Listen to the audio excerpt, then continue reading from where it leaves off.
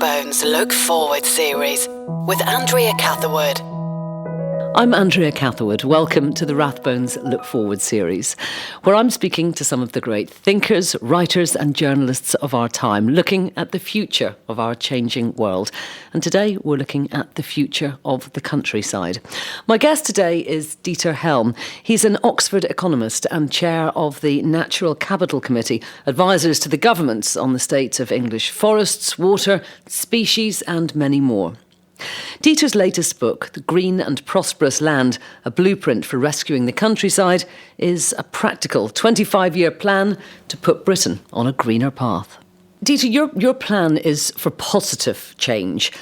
But the stories that we hear on the news are very often fairly negative ones about ecosystems, the threat of extinction, pesticides, air pollution. So before we go on to look at the future, I'd actually like to take you back a little bit and just ask you, how did we get to this position? Well, we've got probably the best documented declines of natural capital and natural environment in the world. Britain's produced great naturalists who've just plotted the decline of each species, and it's been pretty continuous. And actually the causes of the declines, there are many, but some are really big ticket causes. And clearly the intensification of agriculture, farming is 70% of our land, has been a major part.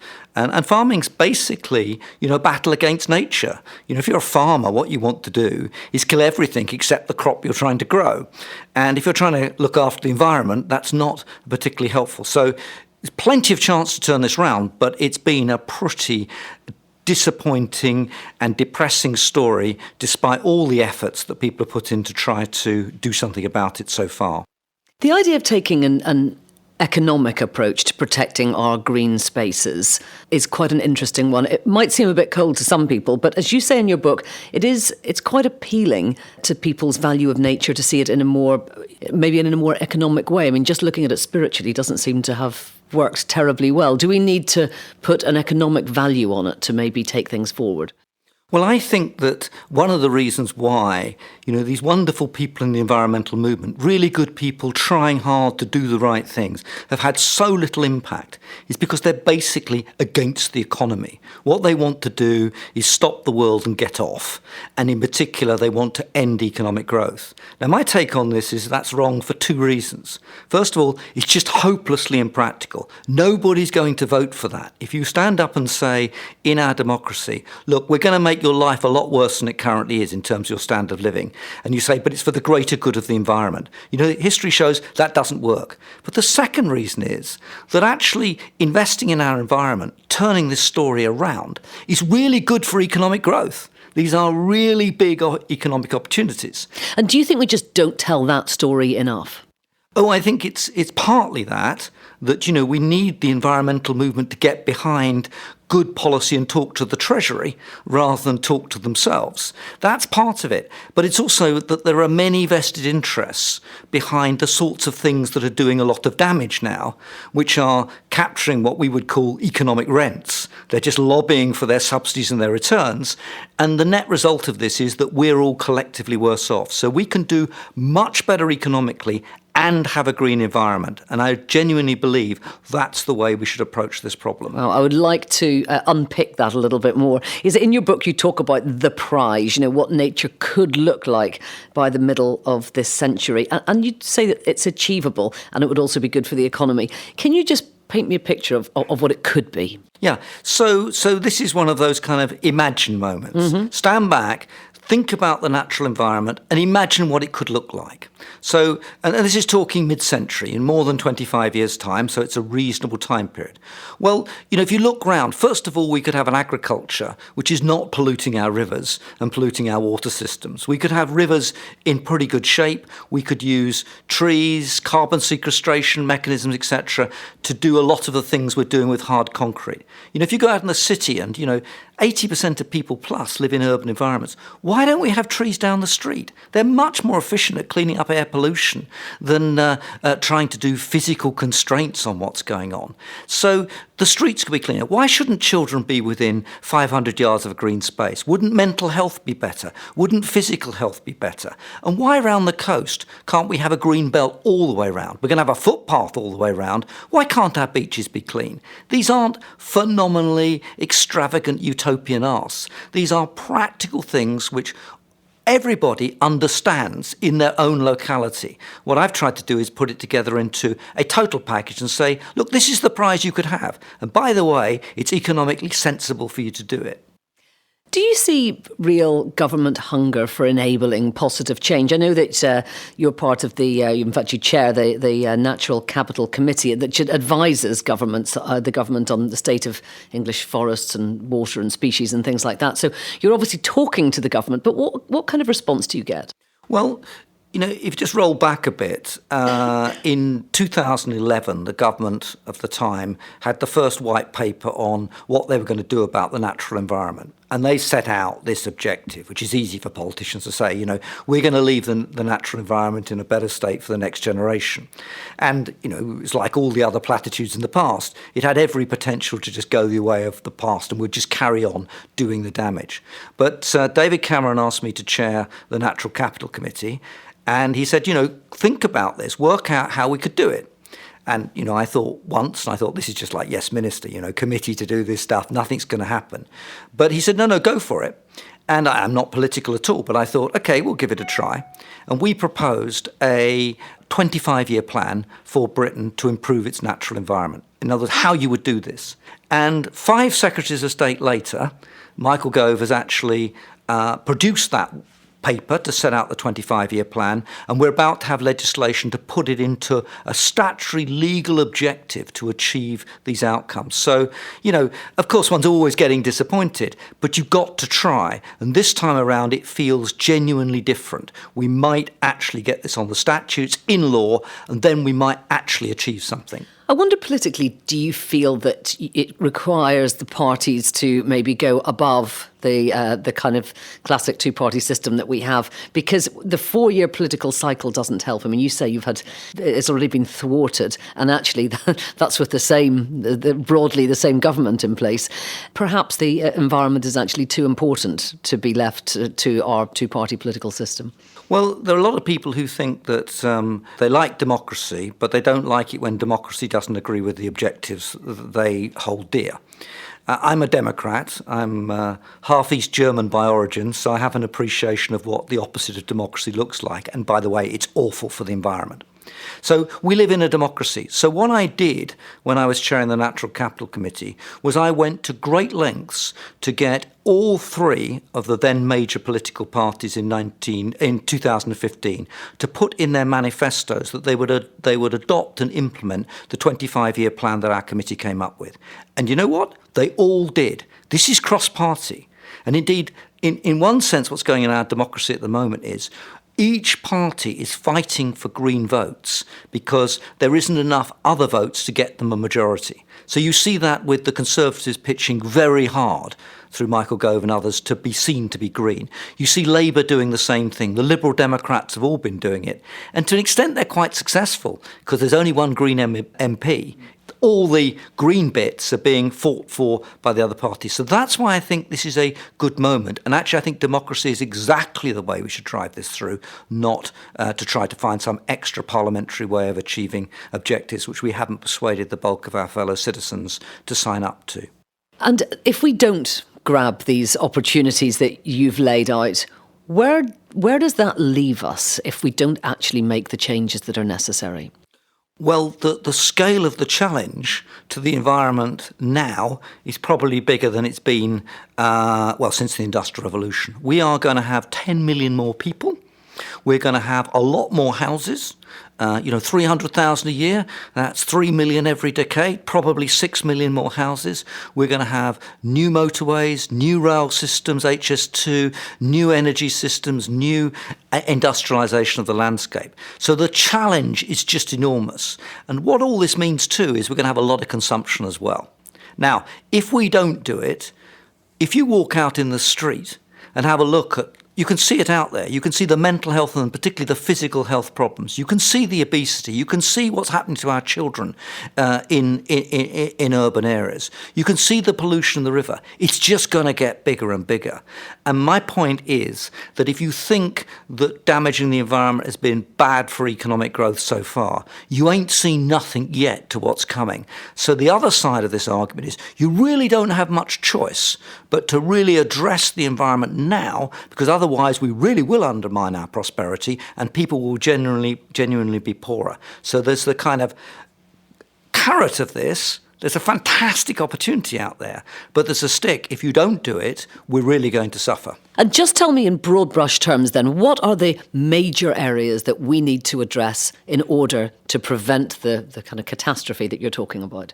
Well, you know, the curious thing about it is that there's nothing new here. We know what air quality is doing. We know how many people are dying each year. We know how many people's lives are shortened and how much ill health is caused. We know how much obesity there is. We know the mental health problems. We know the science about access to green and mental health. We know how much we're paying to clean up the mess that's going into our rivers to provide our water supplies. We know what flood defence is costing. And so on and so forth. These are all extremely well known. And what I can tell you is, if we don't address these problems, these numbers will just get bigger and bigger and bigger. And it's not the rich who are going to suffer. It's the poor that suffer first from environmental degradation. So it'll make our society more unequal as well. OK, let's go through and unpack some of the issues that you've talked about. And I'd like to start now with farming. You mentioned before that over 70% of UK land is managed by farmers. And I know that you've said that modern British agriculture is bad for the environment, bad for farmers and bad for taxpayers. Can you explain a little bit more about that to me? When most people confront the crazy economics of farming, it's so bizarre that people find it quite difficult to come to terms with it and believe it's actually true. But these are the facts. Farming produces £9 billion worth of output. That's the entirety of British farming. Okay? And that 9 billion output is 0.7% of GDP. So being absolutely blunt, this is an insignificant industry in economic terms. Of that £9 billion of output, we pay £3 billion in direct subsidies, most of which is paid to farmers per hectare for owning the land. You have to let that register. A third of the total value of the output is paid to own the land. Of course, you have to farm it, but basically it's a payment for owning land, which just inflates land prices. Then on top of that, farming is essentially exempted from inheritance tax, business rates, it has subsidised red diesel fuels, and it pays for virtually none of the pollution it causes to our rivers, to our air, etc. So if you add all this lot up, bizarrely, it turns out that the net value of farming output in the system we have today is pretty close to zero. It may be a bit positive. Some people think it's negative. Now, the question you have to ask yourself then is, how could it possibly be that we get so little for our money when we spend so much on this sector more proportionally than any other sector of the economy? That's the reality of the crazy economics of farming, and that's why there's such a fantastic scope to do better. And yet 70% of UK land is managed by farmers. You drive up the motorway and there's farms on either side of the road as soon as you leave the conurbations. You seem to be making quite a good case for actually not having farms in this country.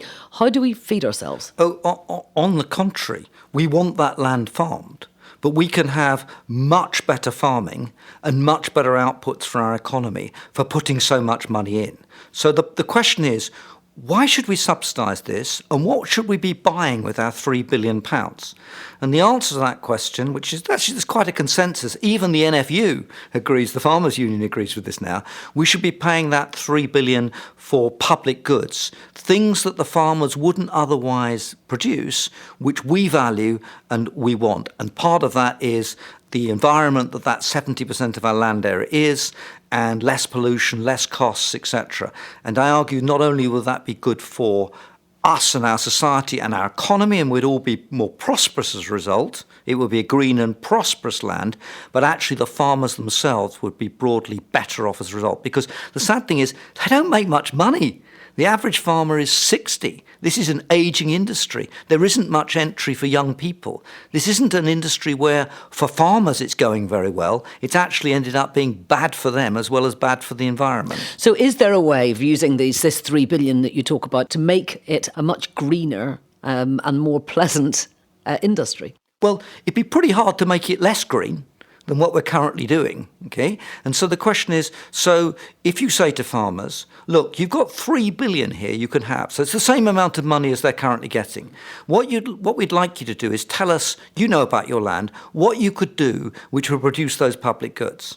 And let's think what they are. Use less pesticides, herbicides, fungicides, use less nitrogen, look after the carbon in the soil, preserve that soil, sequestrate more carbon with trees, etc., manage the river sides better and the drainage, give access to the public to your land, and in the uplands, which are special and very uneconomic from a farming point of view, that value, that upland landscape is precious to lots of people. And there are lots of things you can do from the really small scale, like, traditionally laying hedges and not cutting them at the wrong times of the year, right through to, looking to encourage wildflowers and things of that ilk. So lots of things they can do. And what about toxic pesticides? And we're always hearing about how many fewer insects there are than there were, even 10 years ago.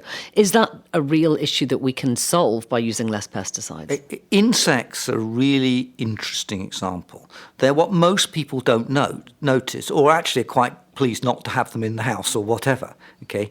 But we've wiped out between 70 and 80% of all insects. So when I was a kid, if you went around in a car, you stopped regularly to clean the insects off your windscreen from April onwards, really. Now, I don't ever have to do that. They're gone. Now, people say, oh, well, that's just insects. What's that got to do with me? If you take the insects out of the ecological systems, what's going to pollinate your crops? What's going to clean up a lot of the waste, etc. we have?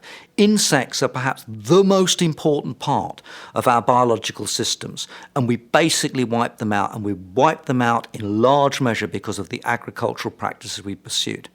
And that is, in the end, bad for farmers. It's terrible for the environment. And, when I go and look in the spring to see whether the spotted flycatchers have come back to my garden, or I'm looking out now to see the swallows, there are a lot less of them. There are no insects to eat. They knock those out of the system. Is it easy to change this system? I mean, is it easy for farmers to not use pesticides anymore, to use something that's more environmentally friendly? And could we then see our insects coming back? Well, it's a matter of degree. Okay, nobody thinks that you should, tomorrow morning suddenly have no pesticides or no fertilizers. That would be crazy. We're talking about changing the practices and changing them quite a bit, but at the margin to start with. And the answer to this question is, well, we are doing it. We have an Agricultural Act going through Parliament, which is going to shift us from paying people to own land to paying people to do sensible things. And there are great examples across British agriculture of farmers who are doing the right thing extremely well and with the proper direction of subsidies, profitably too. So this is perfectly practical. This isn't kind of some sort of, naive utopia. This is doable, and we're doing it now. My point is we've got a hell of a lot of ground to make up, and we need to get on with it a lot faster than we're currently pottering around with. When you talk to farmers, when you talk to the National Farmers Union, do you think that there is a desire to actually get on board with this? Because it really needs to be done, from what you're saying, pretty quickly, and it could be rolled out much more quickly if the farmers were on board. Yeah, so the thing about farmers is there are, like any industry, but particularly farming, there are a huge number of different views, different interests, and different types of farmers. So the world is completely different from a Peterborough large agricultural holding producing cereals en masse and a small hill farmer with a couple of 100 acres in the uplands. So there's a lot of difference of view as to what their economic interests are. My take is that even the NFU, which usually defends each and every chemical against a prohibition, so it's defending neonics at the moment, it's defending glyphosate, it's defending all these substances until they get banned. Their approach is the opposite of the precautionary principle. Prove it's really bad and don't stop us using it till we get there. Although there's a lot of that, behind the scenes, the leadership of the NFU has changed. It's a lot more forward-looking. They understand what public goods is about. And I don't find any representative of the farming industry not at least accepting they've got to do more for the environment and they've got to do more to justify their public subsidy. But do we wait for a body of people who've got a vested interest in the existing subsidies, which are capitalising the land prices? Of course we can't wait. And that's what the Agricultural Act's about. And this is one of the big agricultural acts. 1947, dig for victory after the war. 72-73, joining the CAP. It's 2019, which will be the third one of those big changes, and they know it. Now, how confident are you that that's going to go through and that it's got teeth to do enough? Do you know what's going to happen about Brexit? Is my obvious answer. But I think that the momentum is almost unstoppable on the agricultural bill and the environment bill. And the other side of this, and I've spent time as a special advisor to one of the commissioners in Europe 7 or 8 years ago, this is where Europe's going. It's slower because there are those Eastern European interests of the large industrialisation of farming in the former Soviet Union countries. There's a huge block of French farmers that oppose movement. But the general drift is to green agricultural subsidies. So I think this isn't a question of whether, it's a question of when. And my view is that waiting too long is just economically silly. It's just wasting money to hang about. The gains, the low-hanging fruit are just so obvious. I'd like to ask you a little bit about rewilding, which is where you restore an area of land to its natural uncultivated state and often reintroduce wild species that might have been driven out. And I'd like you to ask you about, when we're talking about prioritising different areas, how important is that area? Does it work? Okay, so there is no wild. Every aspect of our natural environment in this country, indeed of the entire globe, has been modified by human beings. Even the Arctic has been modified by human beings. And so there isn't some kind of primeval nature that we can go back to if only we took human beings out of the picture. And it's a complete mistake to think that we should be pursuing nature without people. The point of nature is to deliver benefits to us, the people. Nature doesn't give a damn. Nature doesn't care whether it's extinct or not. It just does what it does. And this is very important. So when people talk about rewilding, quite a lot of it is what I would call kind of naive romanticism about, the primitive period. Go back to the world of the savage, but then get rid of the savage as well. Rousseau would have liked that particular line of argument. Okay, it's just not up for there. So it's about how we manage the natural environment. Now, it's completely a separate argument to have managed neglect. Okay, where we say we're not going to intervene anymore. For example, ancient woodland where you let trees fall down so that they can leave have those lots alone, of but you might even leave upland farms to go back because they're just so uneconomic in some cases. Okay, the worst form of rewilding is creating new zoos.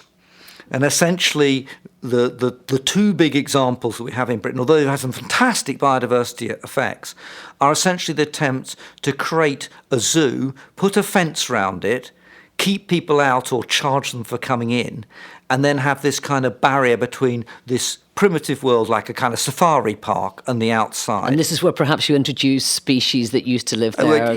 We'll put the wolf back, we'll have the lynx. I mean, I'm not against that. And the beaver's a different case because it really does improve quite a lot of river performance. But the idea that you solve nature by having more wolves, nature is a complex ecosystem. I'd much be more interested if people thought about how they could recreate a habitat to get back several different species of insect that, would really make a difference.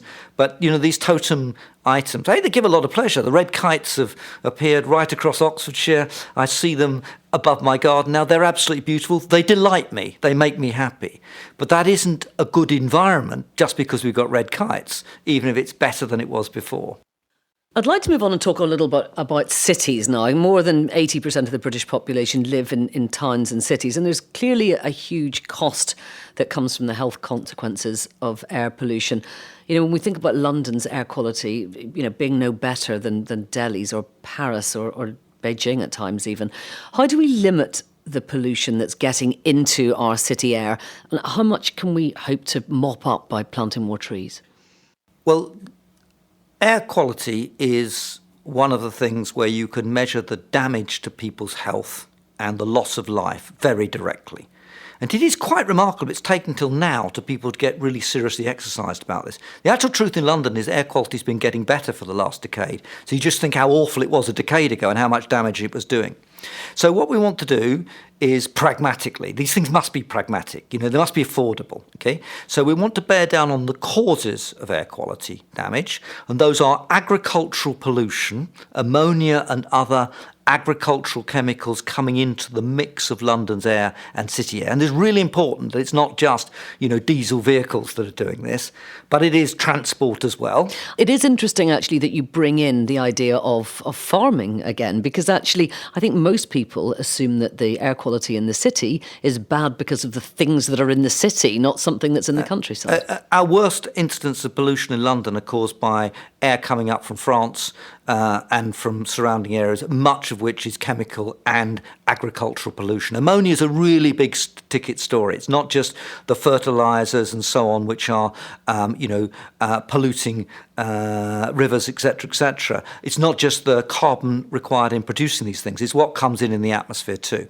So we want to look to those causes. And since, the costs of adjusting agriculture are so low because it makes so small an economic contribution, it's really quite cheap to handle that. We should deal with that, okay?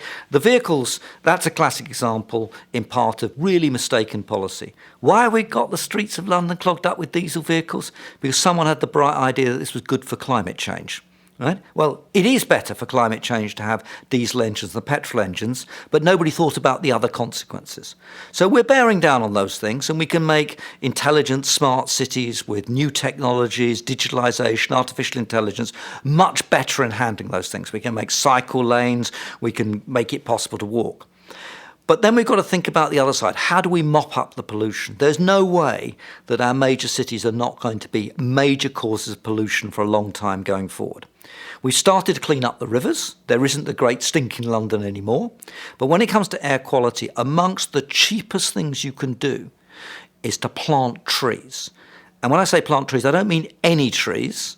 If you talk to a scientist, they'll tell you that some trees, like the plane trees in St James's Park, for example, are pretty damn good at this, and some trees are close to useless. So you need to plant them.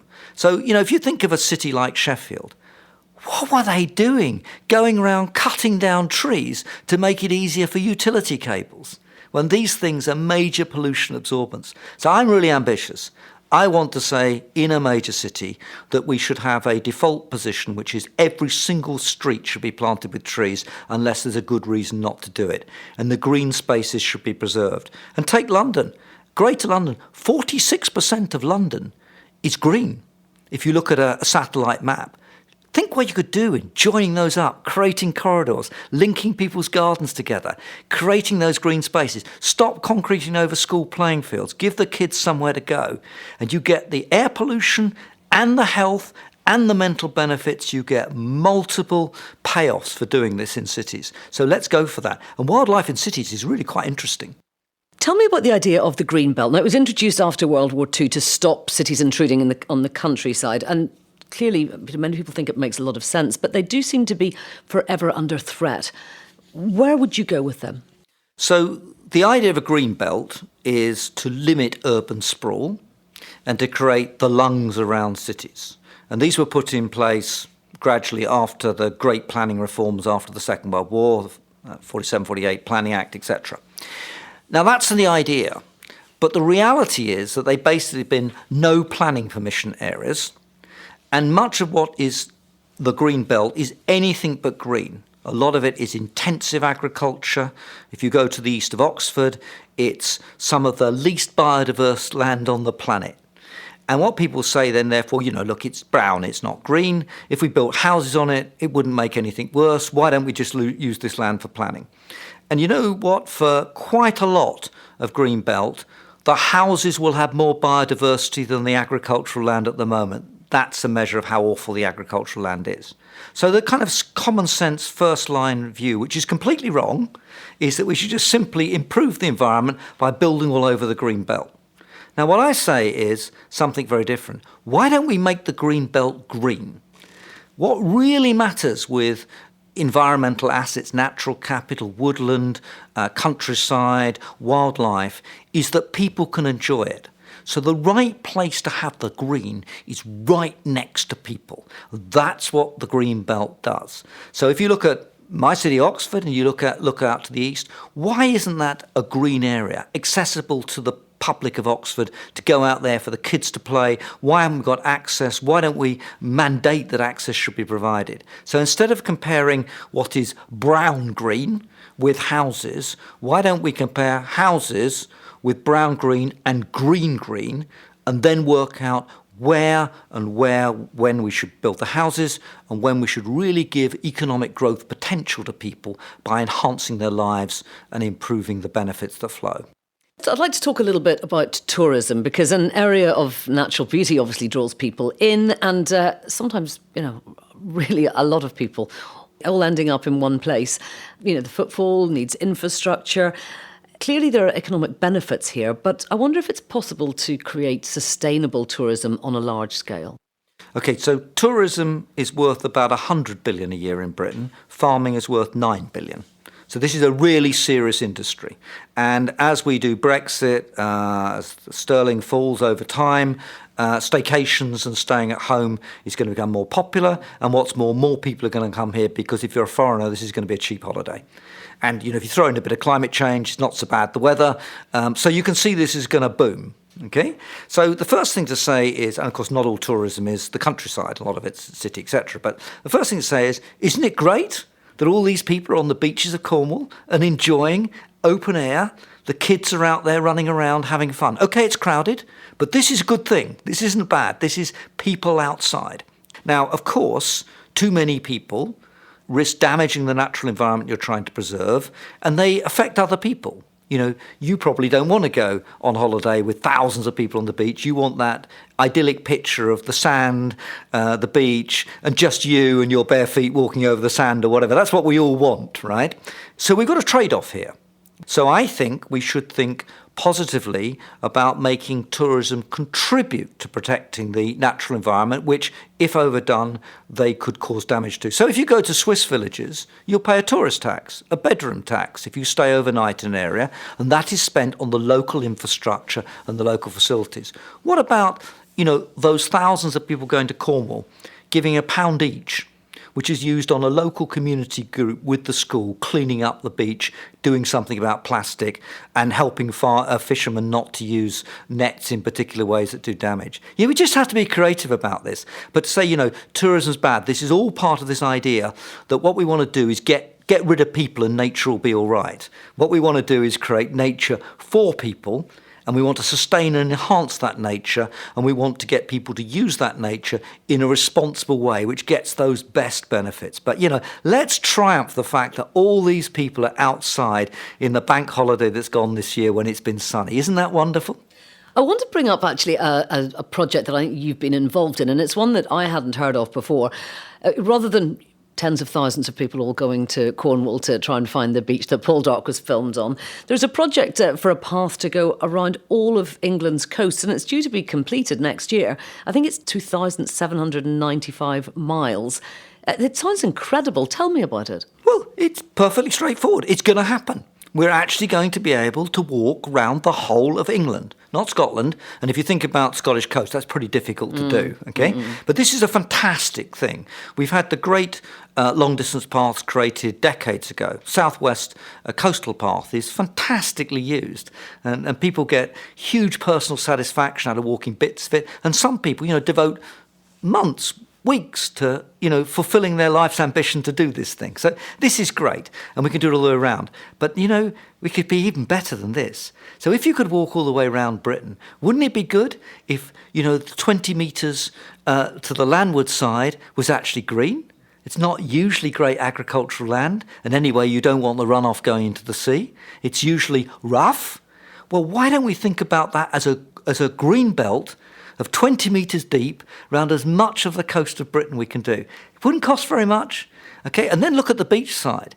If all these people are getting this access, we can clean this up. It doesn't have to be full of plastic and garbage and rubbish.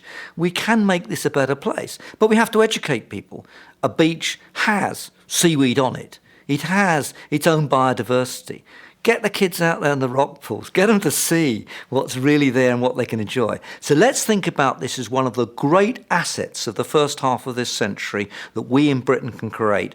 And think of the welfare and health and mental benefits. Think of what this is for our kids. And then just add the tourist benefit on top, and you can see the economic logic just stacks up. We just need the imagination to do it.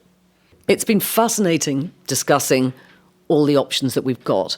I suppose the big question is, how do we make it happen? How do we make those key ideas come into fruition?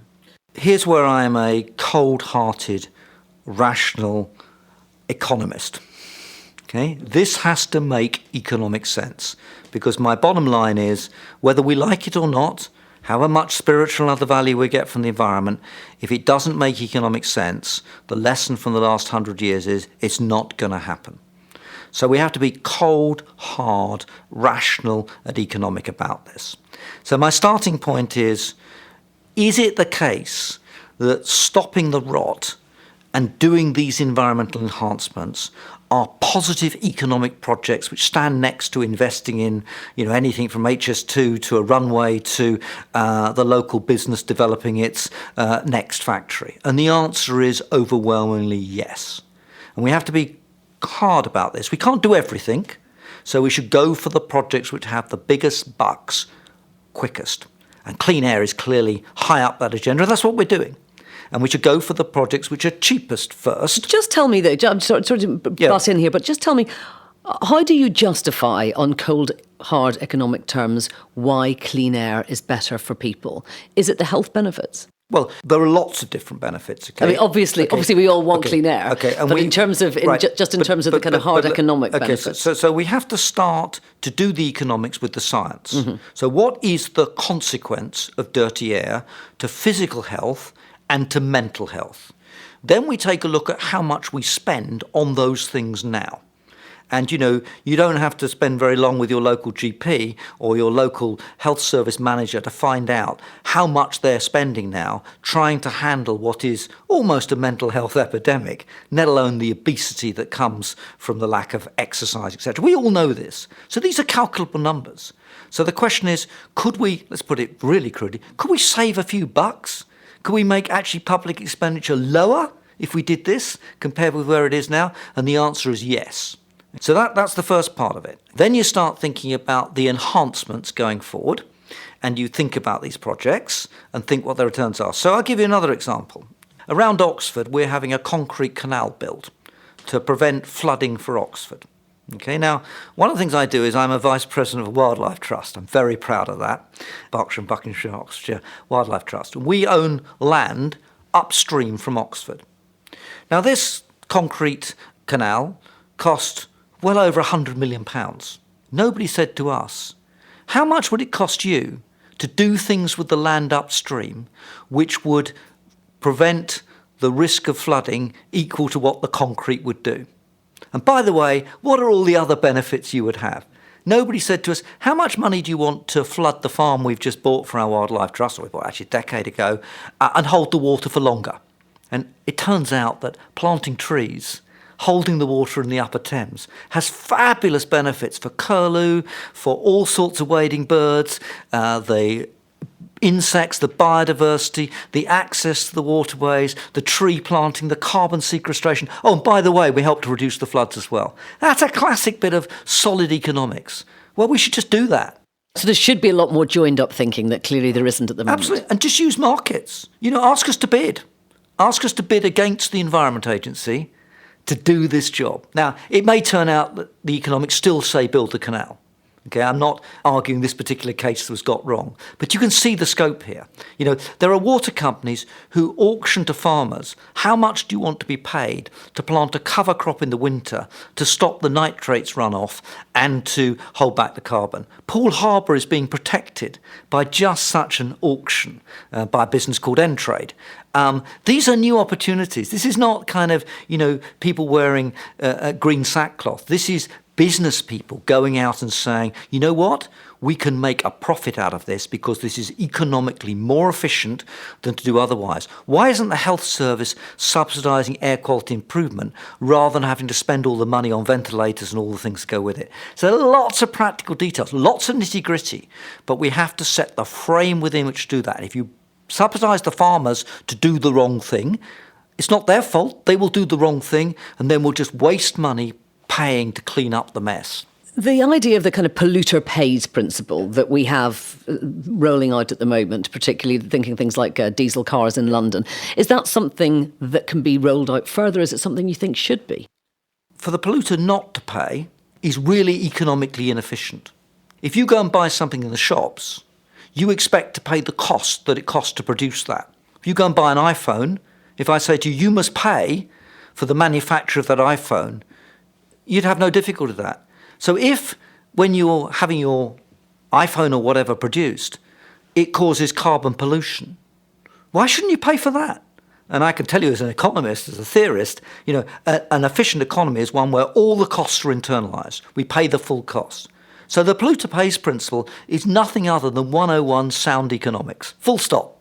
Okay? Now what we've got is a world in which we pay the polluters in farming. We pay them to pollute. This is nuts. Right? And so this is a good economic principle. You have to do it gradually. You have to get acceptance to do this, but the net result will be we'll all be better off because our economy will be more efficient and therefore our economic growth will be higher.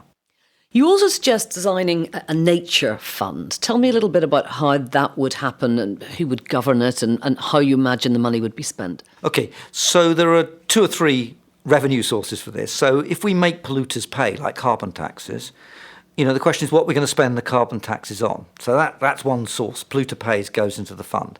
Another source is just the depletion of resources, which are natural resources, but we can't renew. So we use up all this oil and gas, limestone, minerals, etc. My generation's had a picnic. We spent the whole damn lot from the North Sea. We've left absolutely nothing for the kids. Right? In Norway, they have a proper fund. So I'm saying if you're depleting non-renewable natural resources like oil, gas, etc., not only should you pay for the pollution costs, but you should set aside some of the money so that because the future generations don't have those things, they're compensated. And then finally, we have this idea of net environmental gain, which is if you build a development, you build houses and you damage the environment, and let's face it, we're going to do a lot of damage with all these houses and infrastructure, etc., you should pay compensation. You should put money aside so that somewhere else we can make the environment better. It's not the same environment. It's not necessarily perfect.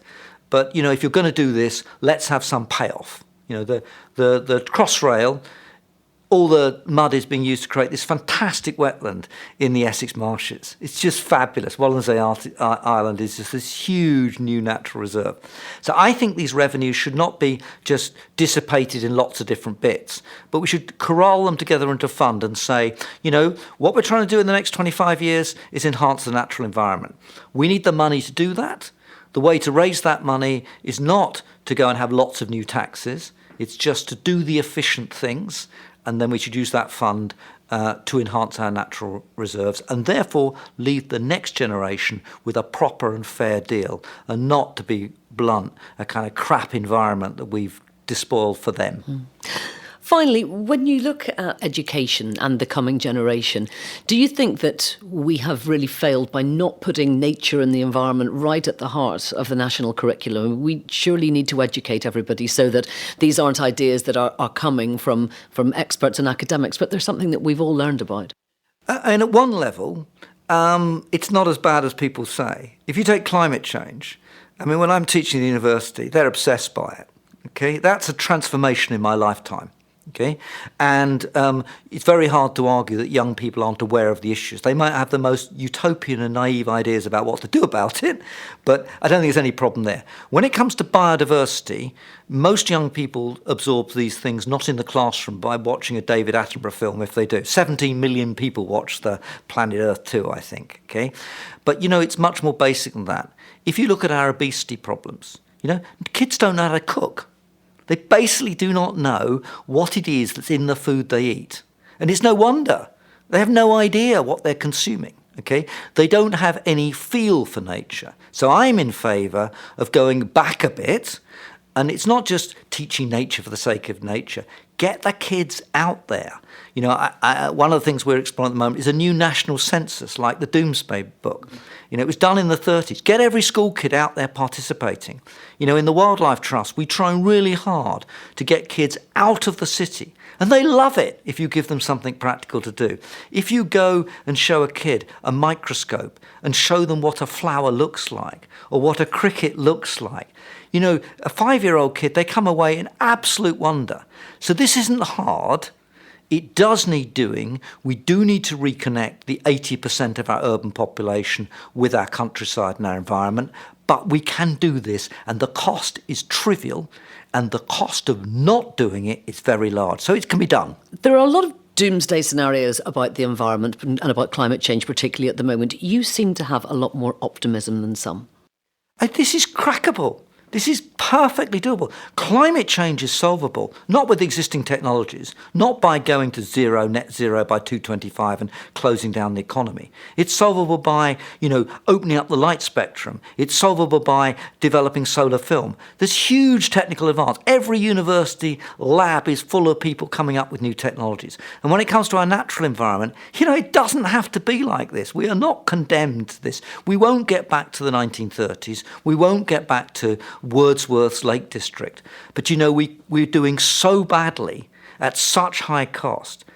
How could we not do it better? Why would we be so stupid to allow this degradation to go on to our own personal detriment? So I want to get the environmentalists signed up with those people interested in how our prosperity is going to grow. And that's why my book's called Green and Prosperous Land, not just Green and Pleasant Land. Dieter Helm, thank you very much indeed. Fascinating to talk to you. Thank you. Thank you.